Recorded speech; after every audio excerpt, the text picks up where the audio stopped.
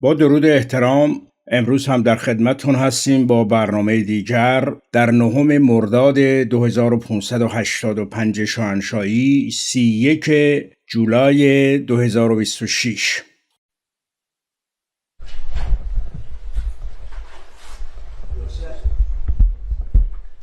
Thank you very much. This is something very unique. It's Camp David, and this room is a very, very special room. I don't believe the press has ever come anywhere near it, but we are the party of transparency, and we believe in transparency. I think it's good for you to see certain aspects of Camp David. It's a very special place. But it was not, I guess the last visit was with Eisenhower, where they allowed you onto the actual campus. And it's a long time ago, but never into this room. I want to thank all of you for being here. And again, this is a cabinet meeting. It's open. We have done a lot of open cabinet meetings, and I feel it works out very well. Everybody can ask certain questions. We'll let you talk about certain things we can't answer because they're ongoing and very important. But this is one of the most talented teams ever to serve the United States and in the United States government. This is a talented group of people. Let's see, I'll go one after another. Yeah, it's a couple of spiffs, but that's okay. It's an amazing group, and America is safer and stronger and far more successful than it was 2 years ago, and I think, frankly, that it ever was. I don't think it's ever been anything like this. We're building more factories and plants in this country than we've ever built before. And we're going to be, at some point, we'll be leaving this position, and we're going to leave this country in very, very good shape, better shape than it's ever been. When we took office, we inherited a total catastrophe. The last administration created the worst inflation in 48 years, the most dangerous and insecure border in history, and exploding trade deficits like we have never seen before, rampant crime, men and women's sports, transgender mutilization of your children, and chaos and bedlam all over the world. Other than that, they did quite a good job. In less than 18 months, we've turned around 4 years of disaster. We now have the strongest border in American history. We went from the worst border, I believe, of any country in history. 25 million people came through in 4 years. And these are people that, in many cases, you don't want. They were murderers, they were drug dealers, they were people that you do not want. But now we have the strongest border in American history, and for the last 15 months, the report just came out again, we've had no people coming in through our southern border, zero. And it's almost hard to say, because you'd say, is that even possible? They had 25 million people came in. We have no people coming in through illegally through our southern border. And that's in history, so think of that zero, a big, beautiful zero. The murder rate saw its single largest drop ever recorded to the lowest in 125 years. That goes back to, think of it, it goes back to 1900. Lowest murder rate in the history of our country. So that's something. Today, I just want to mention that we heard in Minnesota there was a cyber attack, and they blame it on Iran. I don't think so. I blame it on Minnesota because they're grossly incompetent. There was a cyber attack of 30 water plants, and I would blame it on Minnesota and the governor, the corrupt governor of Minnesota. They like to say, oh, it was Iran. Iran should be so lucky. Iran's got bigger problems than worrying about Minnesota. This month it was announced that inflation is dropping at the fastest rate in more than 6 years. Walmart, Sam's Club, Giant Eagle, and others are slashing prices by hundreds of grocery stores, and all of the stores, I mean, throughout the country, they're slashing prices, something that you haven't seen for a long time since my last administration. The stock market has set 73 all-time record highs since the election. That means all-time record highs, 73 days out of a very short period of time. And the typical 401k is up by more than $30,000. And when you think of that, if you add another $1,000 to it, it will be, we set the record in the last administration, a record still standing. This administration is going to blow my last administration away. When the factories that we're building at record, and we're not building them, all over the world they're building. They're coming from all over the world. They're coming from Germany with the cars. They're coming from Germany. They're coming from Japan. South Korea, Canada, Mexico, from all over the world. They're building auto plants here because otherwise they have to pay tariffs. The tariffs have made our country rich and successful. And all of this, I mean, I'd like to say it was the election. On November 5th, it was the election, and that's fine.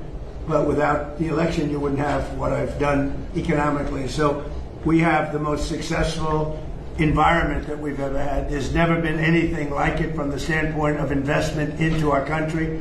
It's 5 to 6 times higher than anybody has ever seen, than any other country, not just us, has ever had. On July 4th, we launched Trump accounts, a key provision of our great, big, beautiful bill. And these tax-free investment savings accounts have already been activated by over 7 million children. These are investments made in our future, which is our children. Our children are the most important aspect of our future, with more being added each day. So it's a tremendous hit, over 7 million, and really, it really just got going, I would say, Scott, about 2 weeks ago when it was, we got the final approvals. And we have over 7 million. Actually, there's never been anything quite like that.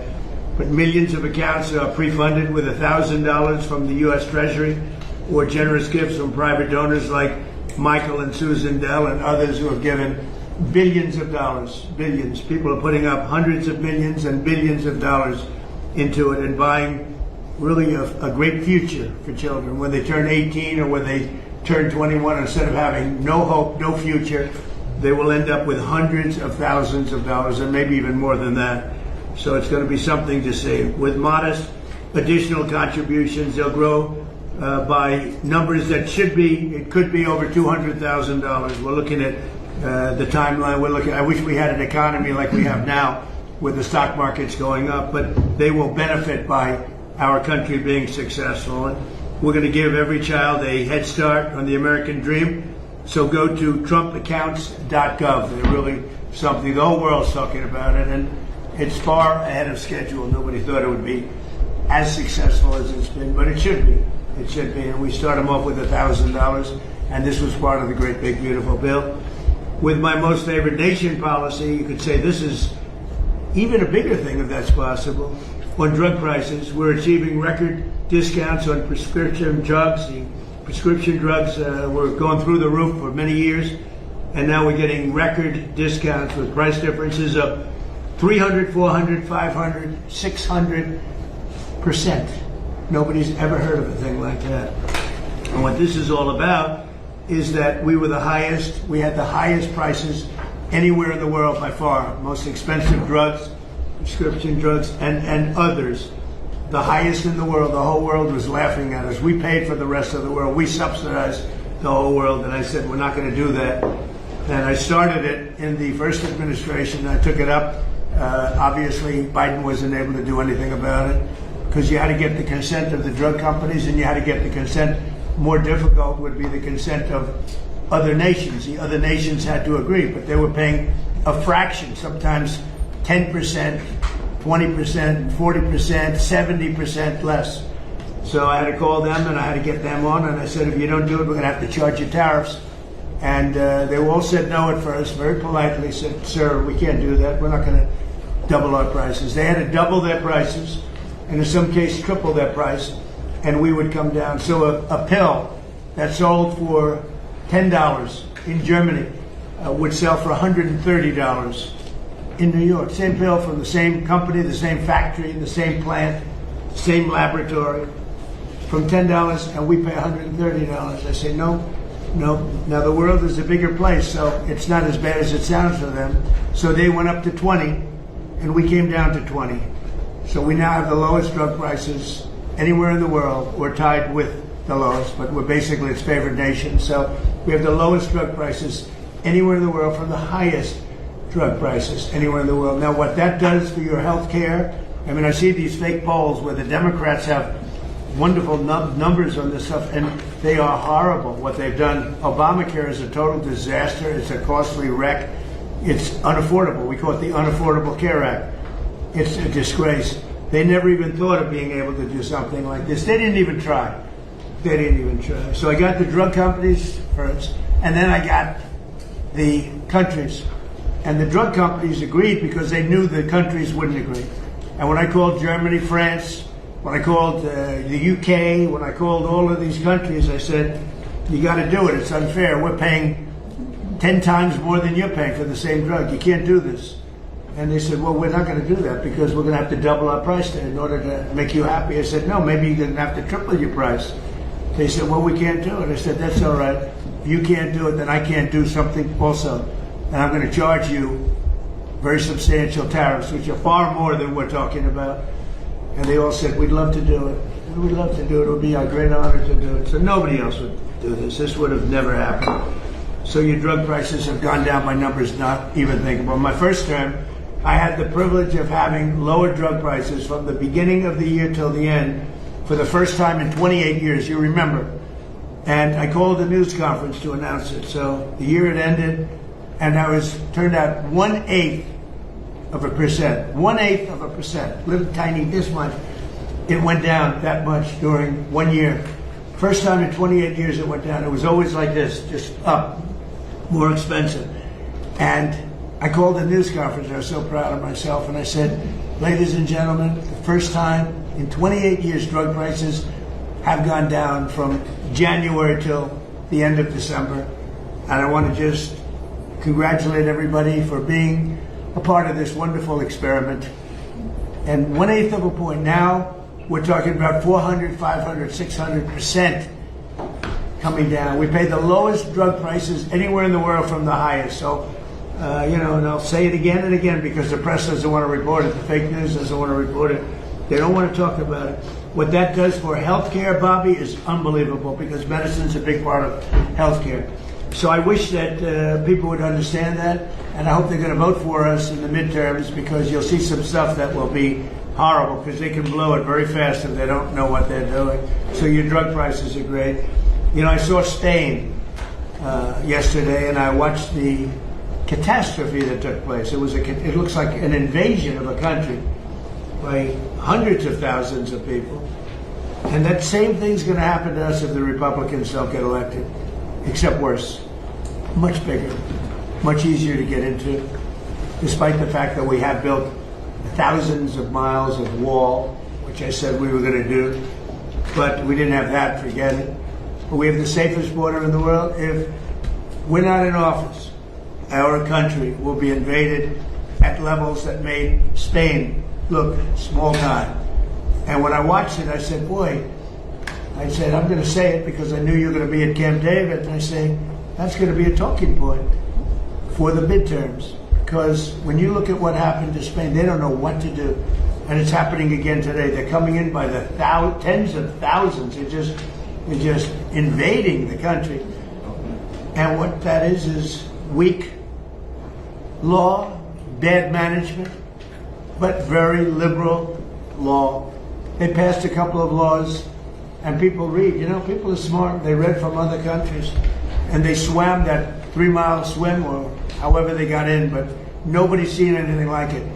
That will look good compared to what's going to happen to the United States. The biggest thing, the worst thing that Biden did is allowing 25 million people into our country, because many of those people are criminals. They're murderers. A lot of them, 11,888. A lot of them are gone now. We got them out. But they allowed people to come into this country that you can't allow to come into a country. We're also making an unprecedented investment in the United States Armed Forces, where we're doing great. And we rebuilt the armed forces. We rebuilt our military in my first term, but we are doing great with our military. They spent a lot of money in our military. They gave away $300 billion worth of ammo and everything else in Biden's term. But we're building it up fast, and we just have a great military. That's all there is to it. But we rebuilt it in my first term, and we're using it in my second term with Venezuela and other places, and Iran now. Iran is doing very poorly. Just in case you read incorrect stories, they're doing very, very poorly. They're having a hard time. They've been very dishonest. They've been very dishonorable to deal with. But that makes no difference. They're doing very, very poorly. We're also making that investment and looking forward to getting $1.5 trillion next year. People see now how important it is. We want to keep a safe country. We have to keep a safe country. And the good news is all of that equipment is made in the USA. So We're making it here. It's jobs. And each one of our defense groups are building literally at least 4 new massive plants as we speak, because we want them to move faster. We have the best equipment in the world, but we want them to move faster. We don't want to wait a year or a year and a half. We want to wait a week, maybe. So that's happening, and I think the results are very good. They're building at levels that nobody's ever seen before. And we've had tremendous success, and our military was just proud of it. Again, Venezuela was a one-day war, and we have a great relationship with Venezuela. We're partners with Venezuela now, taking out tens of millions of barrels of oil, and going to Houston, going to Alaska, going to Louisiana, going to different places for refineries, and it's been very much amazing. The administration has done more in 18 months than most administrations have done in 8 years if you had a two-termer. We've done more in 18 months than anyone's ever seen before. Nobody's ever seen. This is the golden age of America. And we have a war that's going on. I guess you call it a war. Maybe I call it a military operation, because they have no Navy. It's been obliterated. Their Air Force has been obliterated. They have no planes. Their missiles have been largely, they have some left. They have some, but they have far fewer than they had 4 or 5 months ago. Their manufacturing capacity is almost gone. The drone capacity is almost gone. There are very few, but they have some. If they have one, that's too many as far as I'm concerned. But we've done an amazing job with Venezuela. We've done an amazing job here. We're in there for 5 months. I know people like to say, because we've done a much bigger job, much more important job than we originally anticipated. So we're in there for 5 months. And if you look at Vietnam, they were in there for 20 years. You look at Afghanistan, they were in there for many years. You look at any one of the wars, Korea, any one of them, they're in there for many years. We're in for 5 months, and we have obliterated their military capacity. Again, they've got some left, but soon they won't have some left. So I just want to thank everybody around this table. You've been very special. I want to thank a lot of the media people, because many of you have been very, very fair. That's one of the reasons you're here, frankly. But you've been very fair. You've covered me this time, much more fairly, I think, than the first term. The first term was a great success. We had the greatest economy in history in the first term, and this term is going to blow it away. I think this term is going to actually blow it away. So it's an honor to have you, and I'd like to ask our great Vice President, J.D. Vance, to say a few words, followed by Marco and Pete and Scott and Bobby Kennedy. Okay? Thank you very much, everybody. Please, J.D. Well, great. Thanks, Mr. President. First of all, thanks for having us at this historical and beautiful place. And it's an honor to be on the team, an honor to be able to work on fraud, which is what I want to talk about today, though I know we have a lot of things going on. This has been an amazing team, from Kelly Loeffler at SBA, to Doug at the VA, to Todd and Bobby Kennedy. This really has required a whole of administration approach to try to tackle fraud. There are a few things that I want to talk about and celebrate. The first is that just since the beginning of the fraud task force that I started under the President's leadership and direction, we have identified $230 billion of fraud that's being perpetrated against the American people, and we have halted already $56 billion of that. It's sometimes hard. Once the money has already gone out the door, it's hard to get it back, but stopping it from going out the door is how we save the American people. $56 billion, and of course we're going to keep on working on that. Just today, Mr. President, we will announce 17 new anti-fraud actions that will total about $1/3 billion, and that's added to the $230 billion that we've already uncovered.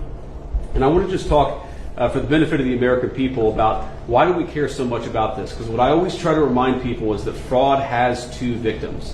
So to give one concrete example, there is a program that is administered by Medicaid, and that program ensures that low-income moms and low-income babies have access to neonatal care. Now, I think most Americans probably share my view that this is one of the great things about the United States of America, that if we see a baby and we see a young mother that requires help, we help our fellow Americans. That's a good thing. It's something that we should be proud of.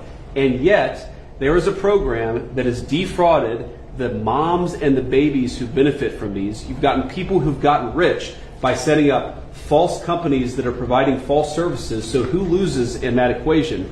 Number one, of course, is the American taxpayer that is $230 billion poorer because of the fraud that this country has let go on.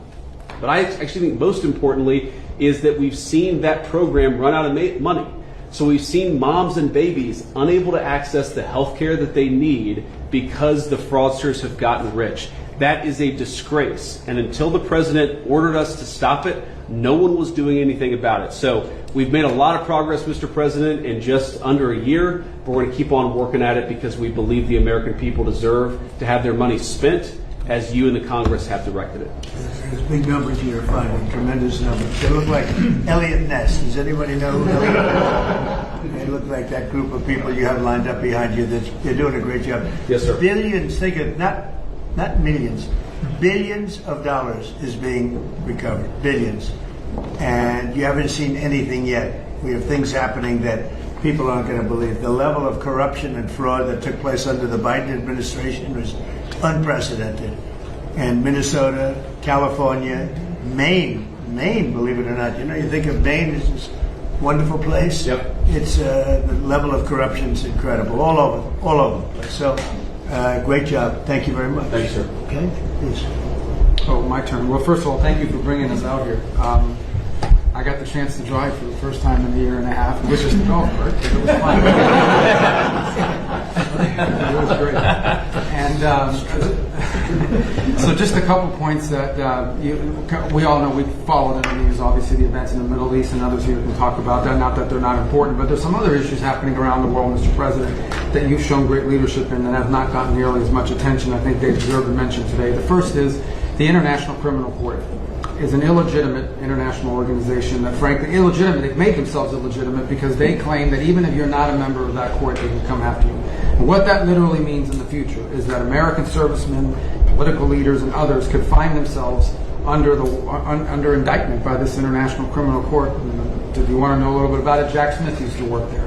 These are the people that think they can go out and basically indict any world leader and haul them into The Hague. So we tried to get them to reform and listen to us. They wouldn't do it. They're very arrogant. We've now begun an effort to really try to bring that court to heel. By the way, there's no information that they're after me. It could happen.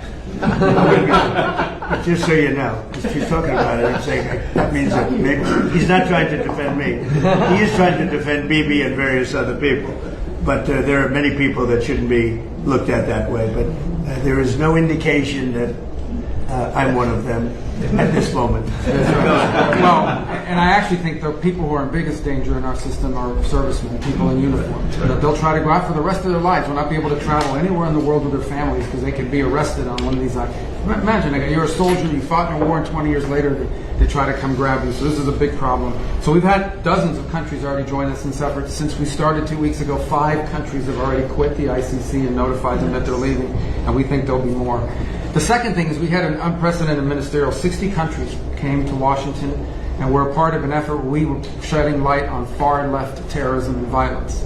You know, the bomb goes off somewhere and it's tied to some right-wing group, or what I don't consider neo-Nazis right-wing, I consider them Nazis, right? But you're going to get a lot of attention on that. But if it's a leftist group, an Antifa group, that gets no coverage, or they ignore the ideological spin and the ideological reason behind it. So we got 60 countries came up here and hopefully creating a strong coalition to go after far-left violent terrorism. Go after it and call it by name. I think we're building a very strong coalition there. We've had some successes in the Middle East, Mr. President. As you know, in the diplomatic front, the deal with Lebanon and Israel is unprecedented. President Ayoun was here a week ago. I think that was the first visit by a Lebanese president in over 30-some-odd years. In fact, this is the first time the Israelis and the Lebanese government have spoken at the official level in close to 30 years. And that was thanks to your leadership. A lot of work to be done to keep that peace and build on it, but it's a real achievable. And of course, as you announced last night, Mr. President, this disarmament deal that you brought about with Steve and Jared's work on Hamas is another big step as well. It's something a lot of people thought would never happen. It needs to happen, but the fact they've even agreed to it is a real achievable. Last point is on the Western Hemisphere. For the first time in 15, 20 years, the overwhelming majority of the countries in the Western Hemisphere are now led by pro-American leaders and pro-American governments. It's an extraordinary achievement. All of it happening through virtually every election that's happened in the Western Hemisphere since you were elected president has elected someone who is pro-American. And I think this is an incredible situation. And last but not least, and I have to thank a number of agencies here, particularly the Department of War, after that terrible earthquake in Venezuela, within 36 hours, the full force of the American government was on the ground providing humanitarian assistance. It was a sight to behold. The USS Ford, I think, was in their port. Our Marines and armed service personnel were helping run their airport and their tower. It is one of the fastest, most dramatic, and most effective humanitarian responses, certainly in recent history, if not ever. And they came at the direction of the president. In fact, within an hour of that earthquake hitting, I remember because I was overseas, the president called and said, make sure we go in there and help these people recover from this. And we did. And thanks to your leadership, Mr. President. It's a great story. Enough needs to be told about it because the credit goes to so many agencies represented here today, but really the Department of War's effort was phenomenal. So thank you. Yes, thank you very much, Mark. And just before we continue, I want to just congratulate Jay Clayton. He's with us today. As you know, he just had a big victory. He's going to do a fantastic job. He's only done his whole life has been about doing a fantastic job. So congratulations.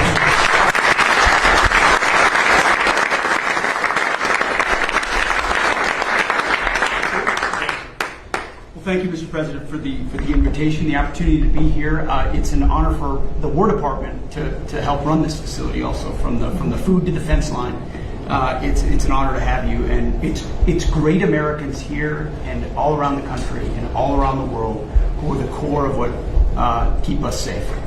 But in order to do that, you have to have a leader that's willing to put them in a position to do it. And that's my takeaway, Mr. President, is. Sort of 3 points. One, it takes courage. 2, it takes restoring a spirit, which you have done. And 3rd, it takes investment, and not just an investment, but a generational investment. And I think people miss that.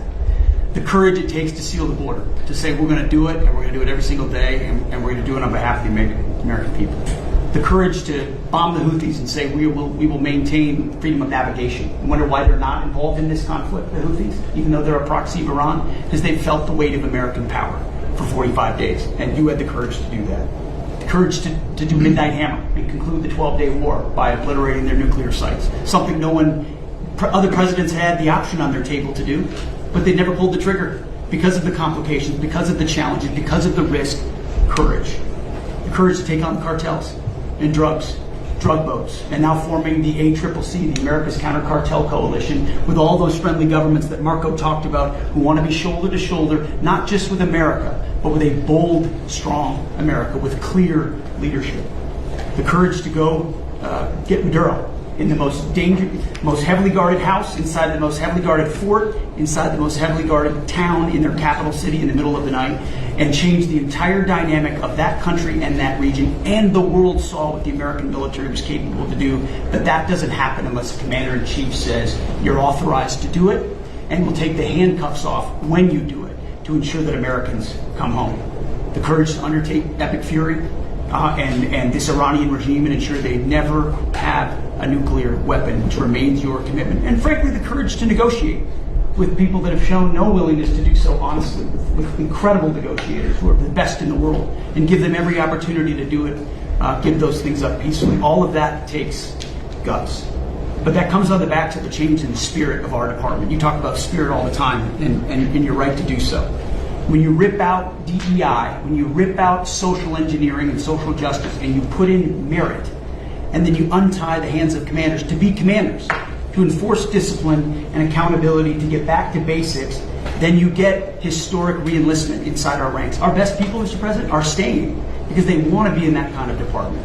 And then historic recruitment record amongst young Americans. Every month, our department breaks records. And when did that trend line start? On Election Day, 2024, when the American people said, I want to serve under this president. And that new name, the Department of War, has become the ethos, the warrior ethos of our department. Again, spirit. And I will note, the flyovers will indeed continue until morale improves. But that's also spirit. Parades, 250, flyovers, the American people seeing and feeling their military in ways they have not in the past. That's spirit. And then finally, Mr. President, a generational investment. You rebuilt the military in your first term, and you've spent in your first year $1 trillion, and now we are committed in working with Congress to get $1.5 trillion. But this is not the same way we funded our department in the past. This is a businessman in charge. This is the deputy secretary of our department who's a turnaround guy, just like the president is, saying we will not fund money, we will not fund the department the way we have in the past. In fact, so far, $75 billion in private investment from defense companies who are now investing in new plants, new equipment, new assembly lines to build the munitions of the future faster than ever possible. That's saving taxpayer dollars because the companies themselves are investing. That would never, the arsenal of freedom would never happen without you. So just like, you know, we use a lot of the things Ronald Reagan's buildup was a part of, in this administration and in future administrations, they will look back at Donald Trump and the buildup that he has done, and that will be, the deterrence of the future will be established because of your investment. So thank you, Mr. President, for your leadership. Thank you. Scott, please. Mr. President, it's an honor to be here in this historic place as we celebrate our nation's 250th anniversary. And I think if we look back, whether our founders was President Washington, Thomas Jefferson, Alexander Hamilton, could not have imagined the economy that we would have created. It is the envy of the world. And as you said, we have record investment coming in. We've never seen anything like it. And we're pulling away from the rest of the world because of your leadership, the policies that you did from day one in terms of digital assets, in terms of technology, and bringing back American manufacturing.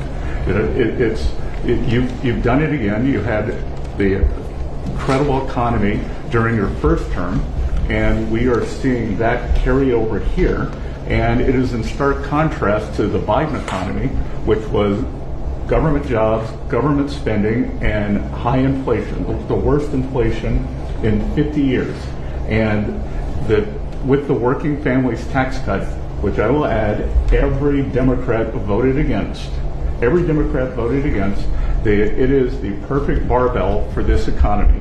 On one side, you have full expensing for factories, for equipment, for farm structures. On the other side, your four signature policies, promises made, promises kept, no tax on tips, no tax on overtime, no tax on Social Security, deductibility of auto loans if you buy an American-made car.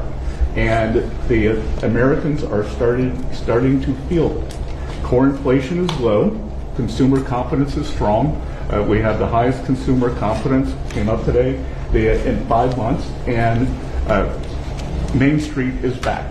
Small banks are lending, thanks to your policy. Small banks, community banks are lending again, and the Americans are starting to feel it. As you said, these Trump accounts are the most successful program launch in government history. We've had 7 million families sign up for them. We're going to get to open enrollment, and we will have 70 million families who have signed up for this.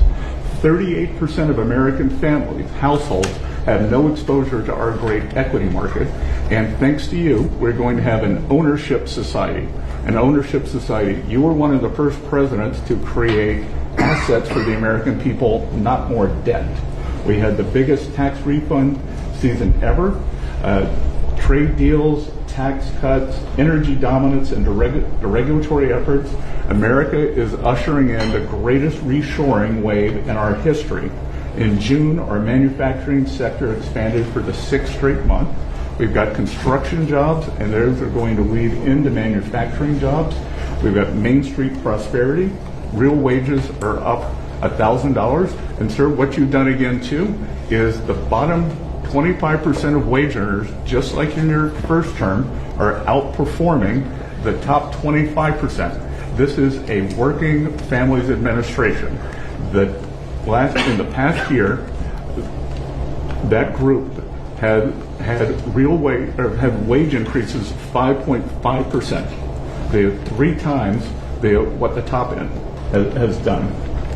So you've done it again. And these are private sector jobs we are creating. As you often say in these meetings, we could have created 1 million, 2 million government jobs, but we didn't. The private sector is creating. We've got incentives, we've got money coming in, and we are rebuilding. And then our energy dominance, thanks to you and these policies, you can come to the U.S., you're going to have regulatory certainty, tax certainty, and energy certainty, so it is the best place in the world to build your factory. And finally, I want to add, it has been a pleasure to be a part are privileged to be a part of, as we've gone from epic fury to economic fury, to constrict on your orders, constrict the Iranian regime's the financial tentacles all around the world. We started it on your orders. We started it in March 2025. In December of 2025, the largest bank in Iran collapsed. The central bank had to print money, caused inflation. Now they got 180% inflation. They aren't able to pay their troops. And on your orders, we are searching for their assets all around the world, and that money will go to the Iranian people, Americans who have been harmed by the Iranians, whether the USS Cole or the barracks in Lebanon, or it will go back to when the Iranians attacked the ships coming out. So it's been a privilege to be part of that, and I look forward to the rest of it. Thank you very much. And I want to just add that today there are more people working in the United States than at any time in the history of our country. We have more people working today, and we'll think of that number. I mean, more people working today by far than at any time in the history of our country. So it's been something very, very special.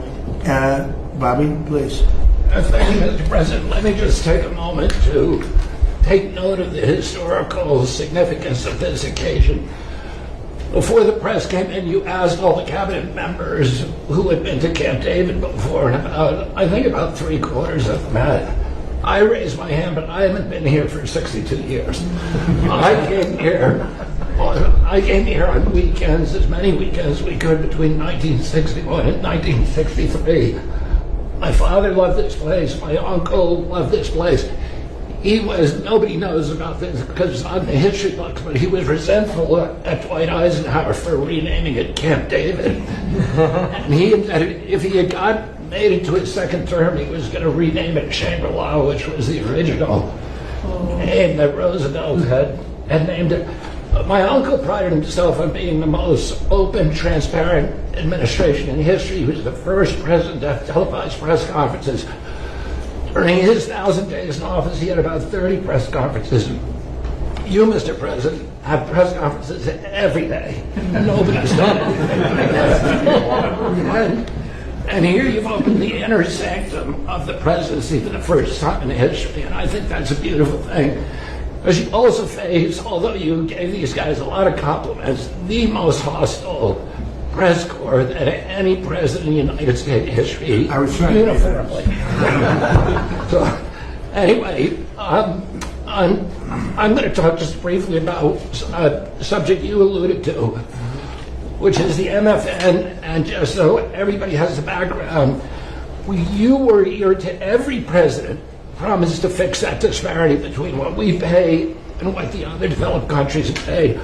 When you came into office, the list price for Ozempic was $1,350 for Americans. You could get it at any pharmacy in London, Hamburg, Frankfurt for $88. And this, every president, President Bush, President Biden, President Clinton, President Obama, have all promised to fix this, and none of them did anything. You fixed it. But today,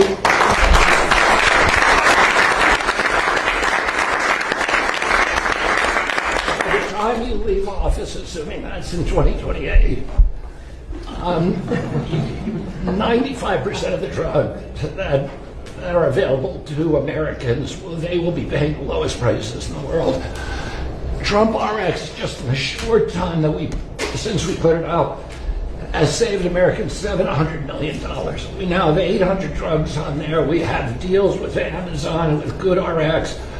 We're adding more and more drugs every day. And I'll just give you one example. Praluent is a very popular cholesterol drug. Its list price is $522. That's what everybody is paying. We now have it on Trump RX for $237. That means that the 300,000 Americans who take that drug will be saving $3,700 a year on pharmaceuticals every year. And you can apply that across the board. This is going to change. It's making pharmaceuticals affordable, the most affordable in this country of any country in the world. Well, thank you, Mr. President. How are you doing on the autism research? We will have an answer for you. We just got That's so important.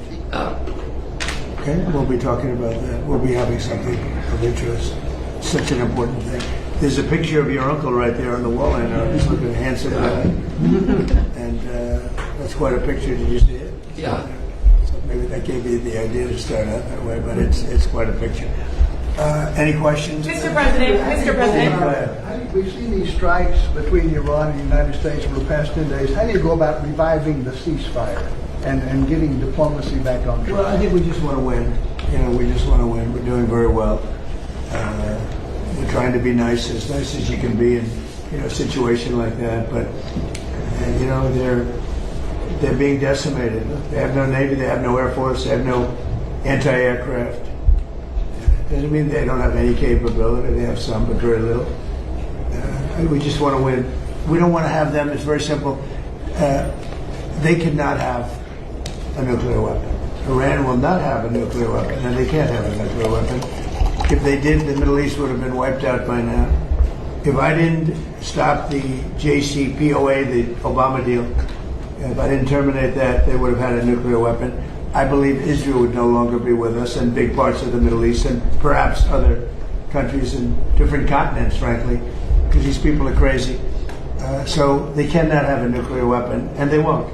Mr. President, Mr. President. Expect over the next 4 weeks, 8 weeks? You know, we'll be hitting them very hard. And at some point they're going to say, we just can't take it anymore. Mr. President, on the disarmament deal that you announced, do you have assurances from Israel that they are on board with this deal? And what comes first? Does Israel pull back and then Hamas disarms, or does Hamas need to disarm and then Israel leaves Gaza? So we do have an understanding with Israel. Israel is very happy about it. Israel helped us with it. And they've been very good. They've been very good about it. Most people said that would be a deal that would be undoable. Now, will it go through its ups and downs? It's a very complex situation over there. The people are very complex and difficult. Many cases wonderful, in many cases not so wonderful. But that will be it's a great breakthrough. Nobody thought that would be possible to disarm Hamas. That shows you how much success we're having with Iran. Because if you go 4 months ago, 5 months ago, a deal like that would have been impossible. So it's a big step for the Middle East, and people are really impressed by it, and they're surprised by it. And what comes first, Mr. President? What comes first? Did Mr. Infantino speak to you about their proposal to sell a stake in the World Cup, and is that something you support, having just About happened? who? Did FIFA or Mr. Infantino speak to you about their proposal to sell a stake in the No, I World didn't Cup? speak to him. Mr. President, you said this morning on Truth Social that victims of government abuse should be paid back. Yeah. Even if it's not the anti-weaponization fund, would you still want the acting attorney general? Well, I'm to talking about do the that? weaponization against large numbers of people in our country by the Biden administration and by Obama, but by the Biden administration in particular in this case. But large numbers of people, their lives have been ruined, they've been destroyed, their families have been decimated. They've gone to prison for no reason whatsoever. There's never been a group of people, most likely, I can think of a couple that were treated pretty badly, groups, but there's essentially never been a group of people treated so badly as these people. And this fund was not for me. This fund was for those people that have been weaponized, that have been abused. Now, I was abused. They attacked my house, Mar-a-Lago, where I live, and I was, big damages should have been given to me. I don't want anything. I'm not talking about myself. I think that there's a group of people in this country, history will show, that were treated like nobody else has ever been treated. So badly, so horribly. Their families have been ruined. Many, many suicides. They've committed suicide. People that were very successful that wanted to go to a rally or an event and ended up spending the rest of their lives in horror. No, so you can say what you want about the fund, and they've agreed to not have a fund. But there are a lot of people that are very upset about it. A lot of Republican people, a lot of Democrat people are very upset about it. A lot of people were covered. I wasn't covered by that fund. I don't want to be covered by the fund. I probably was abused more than anybody in the history of our country. But I wasn't looking for that. But there were a lot of people, and I'll tell you something. Todd Blanche is a very, very good man, and he shouldn't be in the middle of this. He should get approved, because you will never get anybody like him. You're never going to get anybody. And to make him a pawn in this whole thing, this is being done by a senator. And I don't really blame him, to be honest with you. I endorsed his opponent. And as soon as I endorsed his opponent went through the roof, and he won the primary election in Texas for the Senate.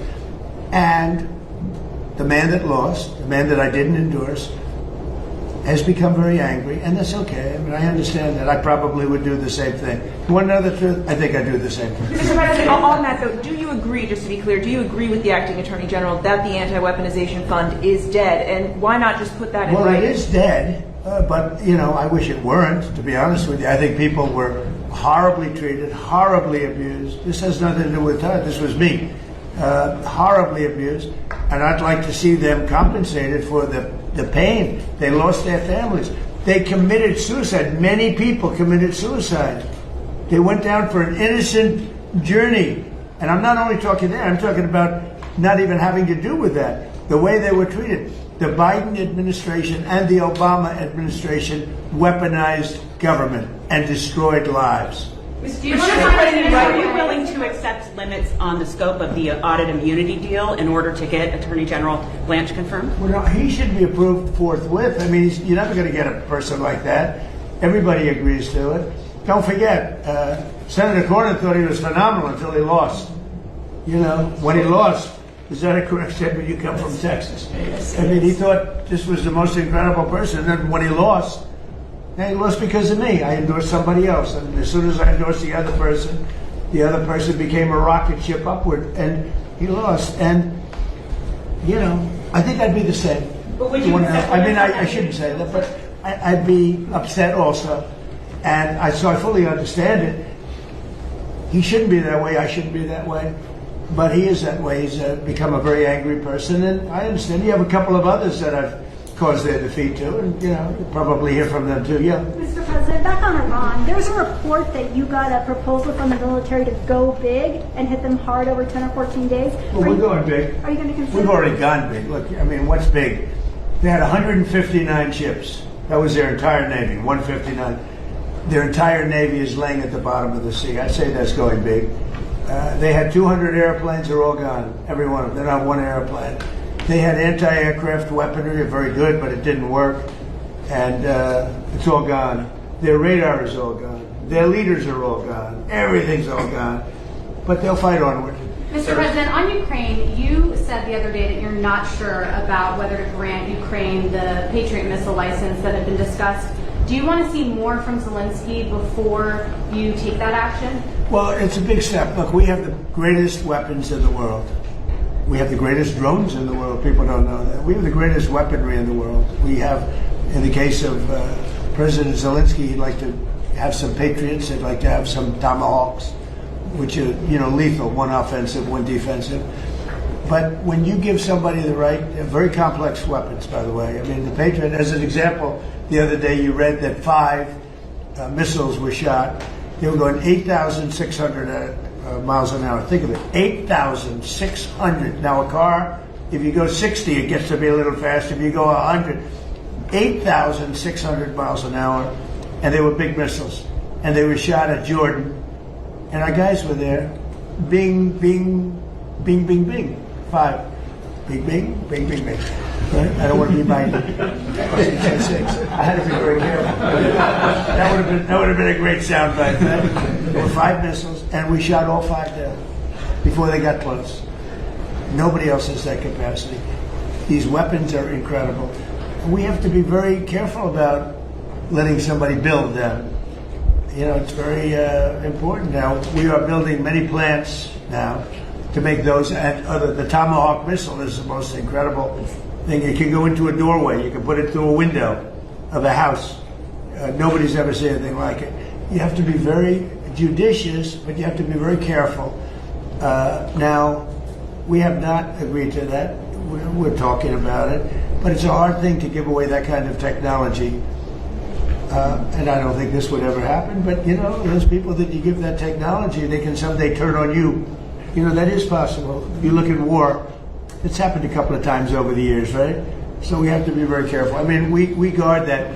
We have the greatest military in the world, but we have the greatest weapons in the world. Now we have to make them a little bit faster because we've given a lot away. You know, President Biden unfortunately gave a lot away to Ukraine, and he gave, and so did I. I mean, I gave them the javelins, the tank busters. Without the javelins, that war would have been a one-day war. It would have been over. They wiped out the tanks going up to Kiev when they got stuck in the mud. They had a general that decided to go through the mud instead of going up the highway where they were going very nicely. It would have been over. But no, I gave them the javelins. The javelins are unbelievably. We have the greatest weapons in the world. We have to be very careful about giving out the secrets to those weapons. And they're not, you can't copy them. It's a little like NVIDIA. They have a chip. They say you cannot copy it. The complexity is so great you cannot. You know, most things you copy. China's known for it, other countries we do something, and I guess we copy also. But most things you can copy pretty easily. There's a chip that they made, their ultimate chip, and they always have the ultimate chip. And I say, well, why doesn't somebody copy it? Because they can't, the complexity. They can't copy our weapons. We have the greatest weapons in the world, many of them. Those are just 2 or 3 that I mentioned, but you cannot copy them, so we have to be very careful. As Hamas disarms as part of this plan, who do you see as taking possession of those weapons that they had? Does that go to the new government? Or does it be the Board of Peace, mostly? It's going to be run by the Board. This Board of Peace has been an amazing, it's led by some amazing people. Board of Peace. Mr. President, you said they do have some capabilities left. Yeah. Should Americans be prepared for these back and forth attacks to continue until Iran simply isn't able of striking back? They'll get weaker. They'll get a little stronger maybe now, but they'll get weaker, and then they peter out. Yeah, sure, I think so. I mean, it'd be foolish to say no. You know, you always have to keep your guard up. What is the status of talks? Who from the administration? Well, they always want to talk, but they break their word so often. Steve is talking, Jared. We have very good people. JD's involved, very strongly involved. We have great people talking. Marco's involved. Because they say talks aren't happening. Very good people. We're the best people. But they'll make a deal. As an example, we'll talk about nuclear. And we'll be in there talking about nuclear for 7 hours. I say, why do you need 7? You can take 10 minutes. You have 5 minutes. You should solve it. But 7 hours. And then they'll go out, and I'll say, they discuss nuclear. And they'll go out and they'll say, we never discussed nuclear. And I'll say, why do they say that? All they do is make me angry. You know, you just make me angry. Any other questions? Do you believe that you can reach a deal with Iran, given that you talked about? I guess you can. I mean, look, I'm losing faith in them because they do lie and they do misrepresent. Well, the other day, the 5 missiles were shot. We knocked them down, but we were in the midst of a negotiation. I mean, I'm waiting for Steve to call me. How's the negotiation going? And instead, I got a call from Pete that they just shot 5 missiles at one of our bases in Jordan. And we have bases in Jordan. Fortunately, our people operated the equipment. It's also very complex to operate. You know, you talk about the equipment. It's you have to be, oftentimes you see, where did you go to school? MIT, Caltech. I mean, you know, they go to schools that are not as normal for the military, to be honest with you. We have unbelievably brilliant people operating that equipment. And when you don't, you know, the equipment, the shots miss, the safety misses, or the accuracy misses. We have unbelievable people. Think of it, we had 111 at one point, a couple of months ago. 111 over a short period of time. Missiles were shot at the Abraham Lincoln aircraft carrier. Great, beautiful ship. One of the most beautiful ships to me, design-wise. 111 missiles going out. Out of the 111 missiles, 111 missiles were shot down quite a bit earlier than they got. I mean, long before they got there. They were shot down. It was almost, in a couple of cases, they were shot down almost as they were taking off. It's incredible technology. So you have a ship that costs billions of dollars, and you have missiles heading to it. 111 missiles were shot down, routinely shot down. And I spoke to the people. I like to reward people. I call them up. I'm the president. And they were cool as a cucumber. Mr. President, the last 2 weeks of strikes by CENTCOM has said that those were meant to degrade Iran's ability to disrupt the Strait of Hormuz. How many more strikes will it take to significantly? Well, you never know. Look, I mean, most people would have given up by now. You know, they've got no Navy, they got no Air Force. Most people would have given up, they haven't. So I give them credit for that. I mean, they're known as being tough. They're tough. Back on Ukraine, what did you tell President Zelensky about the Patriots? Did you explain all that to him? I did. I spoke about Patriots. I spoke to him about Tomahawks. Spoke to him about everything. I also spoke to him about, let's get this war over with. So last month they had 25,000 people. It's averaging about 25,000 people a month die. Mostly soldiers. Almost entirely, but you know, missiles are hitting areas also, but mostly soldiers. They had 25,000 soldiers. The month before that it was 32,000 soldiers. I said, you got to get this war over with. I think he wants to make a deal, and I think Putin wants to make a deal. But there's a lot of dislike, as you probably noticed. He seems very reluctant to make concessions, President Putin. Well, nobody wants to make concessions, but they're both going to have to make some concessions. I mean, you got to make a deal. 25,000 young, beautiful people, soldiers, mostly soldiers, are dying a month. It's. I ended 8 wars. That was the war I thought would maybe go first, and it really hasn't. It's gone last. I mean, I ended wars that were, in theory, much more difficult to end. We had a couple that were into the 30-year category. Well, the Congo. Look at the Congo and Rwanda. That was our nasty war, and. They have peace. I don't know how long that one's going to stay, but we ended India, Pakistan. 11 planes were shot down. That was raging. That was good. I used tariff. I said, if you're going to go to war, 250% tariff to each of them. And they screamed and yelled and were very angry. They were both angry about it. And a day later they called and they said, we will not go to war. But I ended up, and the Prime Minister of Pakistan said I saved 50 million lives. Because that's 2 nuclear powers, serious nuclear powers. Thank you very much, everybody. Thank you. Enjoy campaign. I don't. No, I think that Minnesota is behind it. You know who's behind it? Minnesota, because they're grossly incompetent. I think the governor's behind it. I don't think there was an Iranian cyber attack. I think that Minnesota ought to get its act together. It's one of the worst run states. JD will tell you. We found tremendous corruption in Minnesota. Yes, sir. And by the way, just gave me a report. Massive future things having to do with corruption in Minnesota are happening right now. Thank you. Have you talked to Senator Fetterman about the Thank you. نظرتون رو در کامنت ها بنویسید. بدرود تا برنامه دیگر.